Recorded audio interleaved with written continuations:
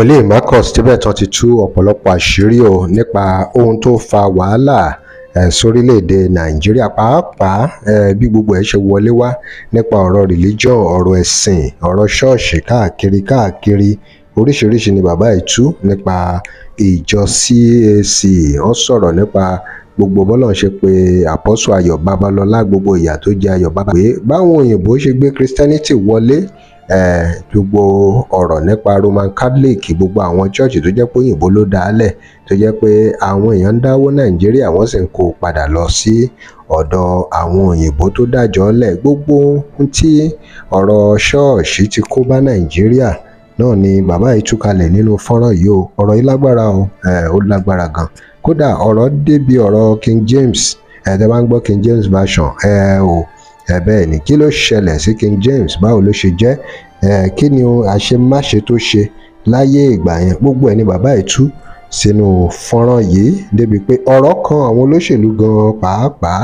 ẹ wo fọ́nrán yìí kẹ́ ẹ gbọ́ ẹ̀kúnrẹ́rẹ́ lẹ́nu wòlíì tíbẹ̀ tán.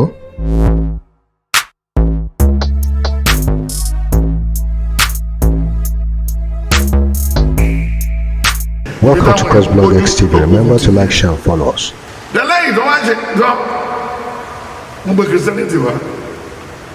Then when we Christianity, I want to only walk until Tabatube, you wake over, they brought the 3 arrows: reading, writing, and arithmetic. So the 3 arrows.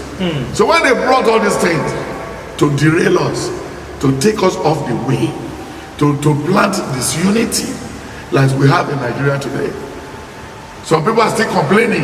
It was Awolowo that derailed us. We could have won the civil war. We could have won the civil war. Awolowo said you cannot be giving them food. And you are still fighting them. They are not your people again. Remove food and water. Then later, they were dehydrated and everything collapsed. Then they surrendered. It wasn't a good time to fight. No. It's because the young man has been spoiled by his father. That's Odumegu Ojukwu. He wasted about 30,000 Igbo people. Igbo were shooting him in Anambra. Igbo were shooting him in Asaba. Igbo were shooting people in Nnewi. So automatically, then what came in between them after the war is Roman Catholic Church. Roman Catholic Church. So all the Roman Catholics, this company belongs to Rome. Whatever money we make here in Enugu, in Abriba, in Mbano, all is going to Rome. So the Igbo were just contributing money until late, when they said the black man wanted to be pope. It was that, no, you cannot be. You are animal. Igbo, you be animal. We have to get your money and then rip you off. You cannot be pope. We won't show you, we won't open the door for you, you cannot be pope. So we brought it to you, and then we've messed you up already. So you can't come here to ask for any right. So automatically, going to Orioke, to come to your question, Ọlọ́run ní òun ò gbé nílé tí wọ́n fọwọ́ mọ́. CAC, àwọn ló dàbí ọgbọ́n. Orioke ti Kérúbù inú church ló wà. Àwọn máa ṣe sí ẹ̀mí amúyàn. Alọ́jọ́ méje, alọ́jọ́ mẹ́ta, alọ́ 21 days. Celestial náà tún dé the same thing. Ṣùgbọ́n nígbà táwọn CAC rí pé wọ́n ti loser carry the day, àwọn CAC ló dàbí ọgbọ́n. Pé Orioke wà níbi kan torí wọn ò ríran. Ìyà tó jẹ ẹni tó dá CAC lẹ́pàgbà, ó ju eléyìí tó jẹ jù lọ́wọ́ ìyàwó ẹ̀. Ìyàwó ẹ̀ máa ń lọ ata, omi ata, á dàlé Babalọ́lá lórí. Babalọ́lá ò ríran.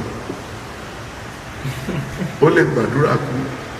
So at the end of the day, nítorí pé bí tó ti ń wa katapila lọ́lọ́lọ́wà ti kọ́ sí ní Àràkejì, bulldozer wọ́n ṣe títì lọ́nà ọ̀pẹ tó fi sun iṣu jẹ́ ndóbọ́lẹ̀ lórí katapila tó fi sun iṣu jẹ́ lọ́lọ́wà sọ fún lójú àlágbẹ́lọ́wọ́ ìmọ̀ yẹn mo fẹ́ rán ẹ sí gbogbo èèyàn sórí pé kò gbẹ bó ṣe gé síbẹ̀ náà ló wà. So mo ti rán ẹ níṣẹ́ láti ní ìlọ lọ máa sọ̀rọ̀ Ọlọ́run fún àwọn èèyàn. Ẹ fi Òṣùgbó lẹ̀, ẹ fi Ayélálá lẹ̀, ẹ fi Ẹlẹ́ràn lẹ̀, ẹ fi gbogbo bíbọ̀ ìṣálẹ̀ ẹ fọtí ilẹ̀ gbogbo wọn náà kẹ́mi lè gùn ní kí n ṣe torí ìjọba ọ̀run nígbà tí wọ́n bá ní kó má mú tí já sí gọ́tà kẹ́mi ẹ má bàa bọ́ náà ní torí liver problem torí gbogbo everything tó lè ṣẹlẹ̀ ní ẹ̀ then o ní lè rìn lóru then gbogbo nǹkan tó bá ṣe wàá ṣe pọ̀ lórí pípé and those are the things they did in CAC so lẹ́yìn tó bá ra àwọn tó ń gorí òkè àwọn tó ká lára jù CAC ni kò sọyàn di ọ̀gbọ́n torí àwọn kúrò lójú kan.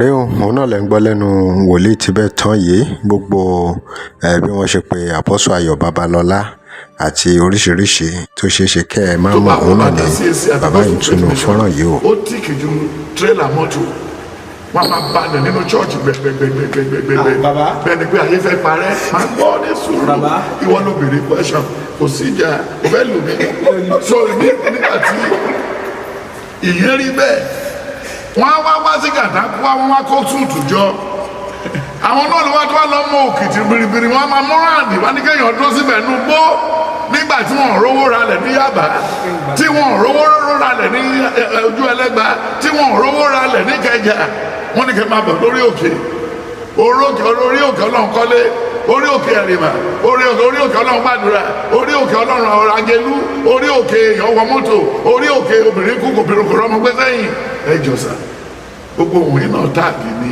bẹ́ẹ̀ pé èèyàn rẹ́gísítà company wọn lẹ́nìkan ti wá mẹ́ látọ̀sẹ̀ mẹ́ta kí ló ṣẹlẹ̀ sẹ́bí ẹ̀ kí ló dáwọn ẹbí ẹ̀ ò wá lọ kò lẹ́bí kò lára kò jẹ́ èèyàn orí ẹ̀ ti yí half derailed half mental person ẹni ẹ̀dẹ̀dẹ̀ wà mẹ́ ẹ ti gbàgbẹ́ títí ètò wa padà sílé pẹ̀lú kidney problem ẹ wá padà sílé pẹ̀lú prostate ètò wa padà ìṣòro àwọn hospital lọ ṣé orí pípé wà nù ìṣá ní ọ̀dà ti ṣàlàyé Ephesians 28 Ephesians 4:28 ó ní kí a fi olè sílẹ̀ ó ní ẹni tó ń jalè kó má ṣe jalè wọn. Then tó bá wọ 2 Corinthians 12 from verse 6-7 ó ní oore ọ̀fẹ́ mi ti tó fún ẹ ó rántí ibi tó fẹ́ ṣe fún wa ní Acts of the Apostle 9 tó fi rébọ́ lẹ́yìn ẹ̀ṣin oore ọ̀fẹ́ mi ṣe kí ni ó tó fún ẹ. Then lẹ́yìn yẹn ìsàlẹ̀ ní verse 12 to 21 ó ní kó rántí pé nígbà tá a wà láàrin yín a rántí pé a fi ọwọ́ wa ṣiṣẹ́ we never rely on anybody. Nǹkan táwọn èèyàn fi ta wá lọ́rẹ nínú ìrìn àjò a rántí pé àwọn ìjọ kéékèèké náà là tún fún. Then he warned about busybody. The busybody now be the order of the day in CAC in all these Pentecostal churches. Ẹnu ọjọ́ mẹ́ta 4 years ago àwọn kan tó kóyàn lọ sórí òkè wọn wọ bàtà pásítọ̀ ẹ̀mí òtẹ̀ rántí pásítọ̀ yẹn wà lórí íńtánẹ́ẹ̀tì òde wá jáde ó ń bá yàn sùn nínú lórí nílẹ̀ ẹlẹ̀ tí Yorùbá ò gbúdọ̀ ṣe nílẹ̀ ẹlẹ̀ wọn ò tẹ aṣọ lẹ̀ lára àwọn tó ń kó lọ ní yàfọ́tò ẹ̀ lọ́wọ́ jáde kò gbé síbẹ̀ mi ò ní sọ nǹkan tí mi ò rí mi ò ní sọ nǹkan tó lọ́wọ́ ṣe so that is it so Nigeria need the church àṣekínni ìyọjú ọ̀ràn ni need the church torí tó bá wo Indian company tó wà nílùú yìí lọ́wọ́lọ́wọ́ yìí sì wọ́n penetrate everywhere denisi China ti kó gàrí wá gàrí China ti wá wọ́n ti rí wa bí ẹni tí ìgbẹ̀yìn ayé dé bá o lè dé China kò rí signboard church o lè dé Japan kò rí signboard church eléyìí tó wà ní London tó bá lọ wàásù ní London lẹ́ni bàjẹ́ sọ̀rọ̀ yìí wọ́n fẹ́ lù ẹ́ pa àwọn ọlọ́pàá wọn. tó kò jẹ́ bó ti jẹ́ òun nìyẹn ẹ ti gbọ́ gbogbo ohun tí bàbá yìí sọ ẹ̀yin èèyàn wa kí lè ròyìn lórí àwọn ọ̀rọ̀ tí bàbá yìí tú gbogbo àṣírí tí wọ́n tú ohun tí wọ́n mọ̀ tí wọ́n sọ nípa àwọn ìjọ lóríṣiríṣi àtijọ́. lọ fún ìpolówó ọjà ẹ pè WhatsApp number page yìí. tẹ́ ẹ bá lè rí àmì ṣe gbogbo ogun tó lóhùn ní gbọ́ tó lóhùn ní gbà lórí ayé yín iná agbára Ọlọ́run máa jó dànù. kí lè nǹkan tẹ̀ ń là kọjá tó dàbí pé ẹ ti wá ọ̀nà àbáyọ ṣùgbọ́n tí ẹ ti rí ọ̀nà àbáyọ ẹ ti pàdé wòlíì yín ló fà ṣùgbọ́n arán mi sí ọ lónìí dádì arán mi sí ọ lónìí mọ́mì Olúwa lòun fẹ́ ṣe nǹkan ńlá nínú ayé yín Olúwa sọ wípé gbogbo tẹ̀ ń là kọjá yín òun fẹ́ fi òpin sí kí nìkan tẹ̀ ń là kọjá lórí ìgbéyàwó ni, lórí ọmọ ni, lórí iṣẹ́ ni, níbi gbogbo ni, bóyá ogun kan ló dàbí pé ogun yẹn le, ẹ ti gbìyànjú kò tíì sí ọ̀nà àbáyọ. Ẹ jẹ́ àjọ gbàdúrà, ẹ jẹ́ àjọ wá ojú Olúwa, kí làṣírí ogun yẹn gangan, ẹ jẹ́ àjọ wádìí lọ́wọ́ Ọlọ́run ká dẹ̀ mọ ọ̀nà àbáyọ. Ẹ̀rọ ìbánisọ̀rọ̀ tẹ́ fi pè mí fún àdúrà àti ọ̀nà àbáyọ òun náà ni +234 70 25 47 5427 +234 70 25 47 5427. Bẹ́ẹ̀ ṣe ń pè mí fún àdúrà lórúkọ Jésù ẹ máa rí ìyanu.